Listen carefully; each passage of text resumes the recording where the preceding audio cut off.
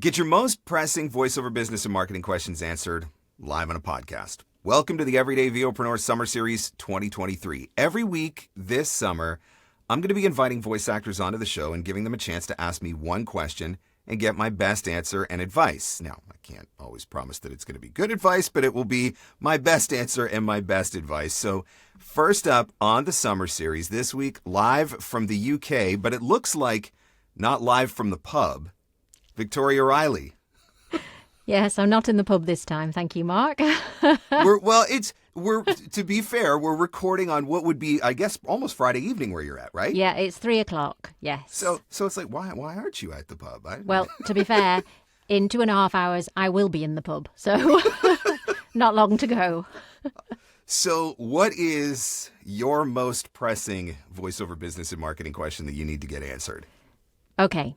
So the more marketing we do and the more prospects and clients we have as a result of that marketing, the longer a list of people we have to contact. Mm-hmm. So as that list grows and grows, how do you manage time-wise to keep in touch personally with everybody? That is a very valid question, and you're right. The more that your list grows, the harder that it does become to keep all of that straight. A CRM, by the way, everybody needs a CRM in order to help you to keep all of that stuff straight.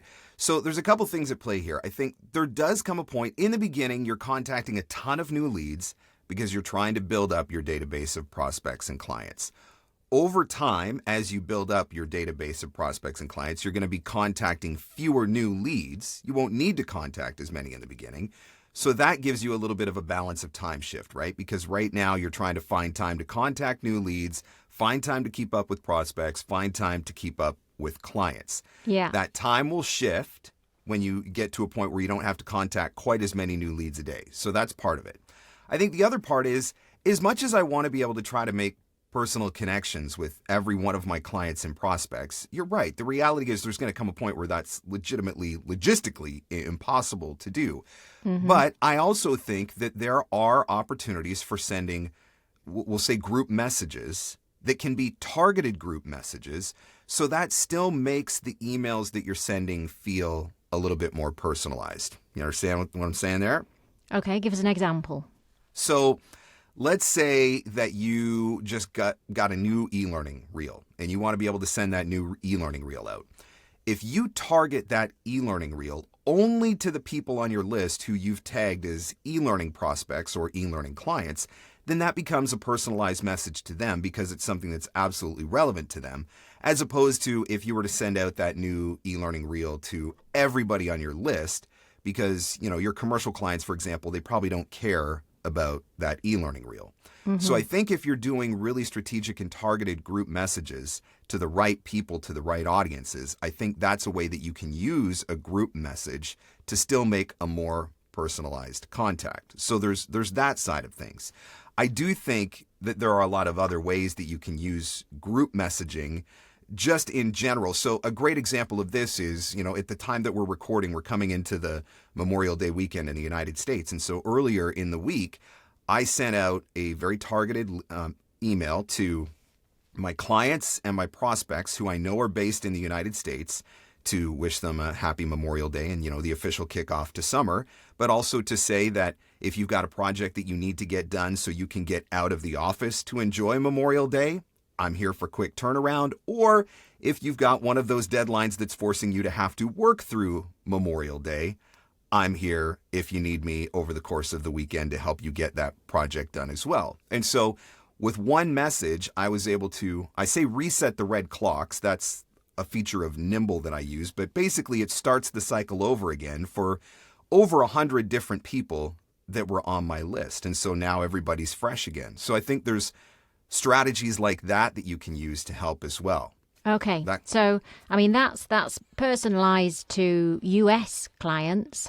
And as you say, the e-learning reel would be personalized to e-learning clients. So there does come a point then where you're not actually emailing each person individually a personalized email. So you're not looking at their work, seeing what they've done recently, emailing them about that work, having a chat. So there does come a point where that level of individuality falls away. I think that there's still always going to be a place for that level, but I think that it's not going to necessarily be your consistent month-to-month cycle because, once you get to a point where, let's say you've got 300 prospects in your database, how are you going to email 300 personalized emails every single month consistently? But I do think that there are opportunities if you're paying attention to what's going on social media. For example, so let's say I see that one of my clients or one of my prospects has posted a new project. I might use that as an excuse I'm going to send them an email and just comment on that. Or I have this whole thing that I get every once in a while. I get like this gut feeling like a name of a client just pops into my head randomly. I don't know why. Or a prospect that I've been trying to work for quite a while just pops into my head. I'm taking that as a sign from the universe or God or whatever. Like, go send an email to that person right now. And so I think there's an opportunity for that. I think it's also one of those things where, maybe like when it gets to a certain point, as long as maybe every quarter somebody's getting a personalized note, right? And so maybe you work your way through your database 25% per quarter. So everybody still gets those larger group messages that are targeted group messages that still brings you top of mind. But once a quarter, maybe 25% of your database at least is getting some sort of personal interaction. And remember too that social media is a factor in all of this, right? Every time I put up a post on social media, provided that I'm connected with my prospects and my clients, I'm assuming that at least a percentage of them are going to see that, and I'm going to bring myself top of mind with them. Every time I comment on something that one of my prospects or clients has shared on social media, I'm assuming at that point that I've brought myself top of mind. So the communication doesn't have to be exclusively or solely coming through email and through the inbox. Yeah. So that brings me to another question. So with your social media, you're not actually going through your list of prospects and clients and seeking out their social media posts. It's just happening organically. You see people's posts, you comment on them, you're not sort of keeping track of who you've commented and when, just because some people hardly ever post at all. Yep. So yes and no. A lot of it does happen organically because I try to be very intentional, like LinkedIn in particular. I try to be very intentional about spending some time on LinkedIn every single day. And so if I see something, I will comment on something. But I will also go into Nimble and look at who has a red clock. And just to clarify the red clock, you can set up touch cycle reminders in Nimble, or many CRMs give you the ability to do that. And it's just a reminder that, it's been 30 days or 60 days or whatever you have the reminder cycle set for since you reached out to so-and-so. So I can go into Nimble, I can see where my red clocks are for the day, and then that can be an opportunity to, okay, I'm going to reset 10 of these clocks. Let me check social media for the 10 of these people and see if there's something that I can grab, see if there's something that I can specifically comment on. So there's a little bit of both the organic and the intentional that goes into that strategy. And do you track people who comment on your posts? I don't actually, but now that you say it, I'm like, man, I should be doing that. Maybe You're I should missing be a trick. I look at, see, now I'm learning something too. I never even thought about that. But yeah, that would be valid. If somebody comments on something, one of your prospects or your clients, you could absolutely go in, make a note of that, and reset a clock in the CRM, of course. Okay. I think what it really comes down to is all voice actors need to go on some sort of holiday at least once a month, because we all know that as soon as you leave the studio for a day or two, everybody needs you. And so if you just get really intentional about leaving the studio once a month and then being able to send out an availability notice once a month, then, you should always be able to have an excuse to send an email, bring yourself top of mind, and book more voiceover work. I think that's basically how it works. So do you send an availability notice even if you just say you're just taking the day off? Usually if I'm just taking a day off, I don't. But if I'm going to be taking like an extended weekend or something like that, I absolutely will. Obviously, we're coming into summer vacation, so I'm going to be sending an email shortly letting my clients know about the summer vacation time that I'm going to be away. And so that's an email that I can send to all of my clients and to all of my prospects. And so that resets the clock on all of those with one really simple email as well. And so I think there's opportunities for that. I'd also say, if you've made an upgrade to your studio, that would be an opportunity. If you've got a new demo, that's an opportunity. If you book a major national commercial campaign, sending that to commercial prospects or commercial leads, or rather commercial clients, I think that's an opportunity. But Oh, there's also that's interesting, because I've always wondered about that, because I always fear that that's just me talking about myself, as opposed to talking about them. Oh, look what I did. Is that really that interesting to them?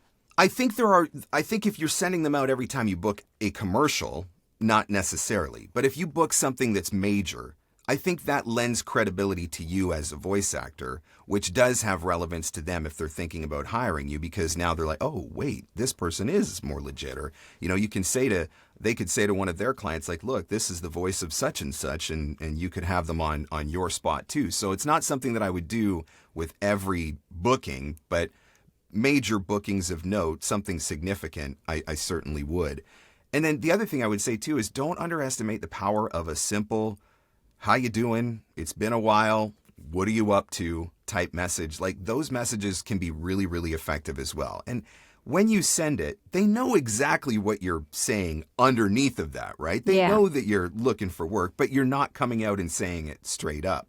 Yeah. And so that's a really easy way to reset clocks as well, because you can send that out as a group message and just use your merge tags to make it personalized by, putting their first name or whatever in. Yeah. Just a sort of, hello, remember me sort of thing. Exactly. Yeah.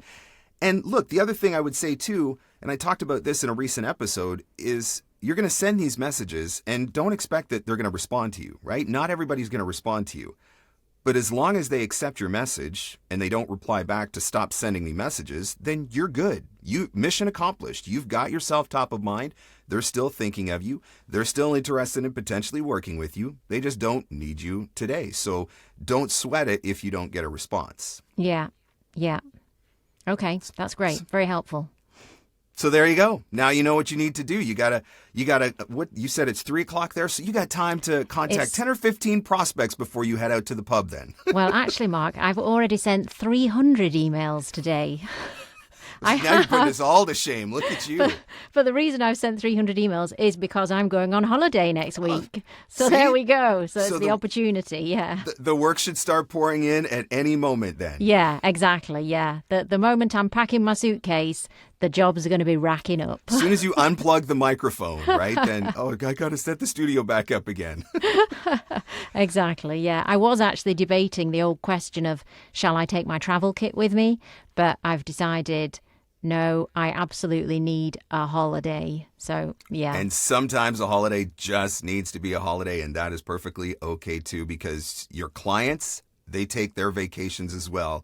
Yeah. And they're not bringing their whole setup with them so that they can produce videos from the hotel or wherever they happen to be staying. So that's okay too. Yeah. Right on. All right, Victoria, hope that helps you. Thank you very much. Very much. Yes. You're welcome. Enjoy your weekend and enjoy your time at the pub. Thank you very much, Mark. Will do.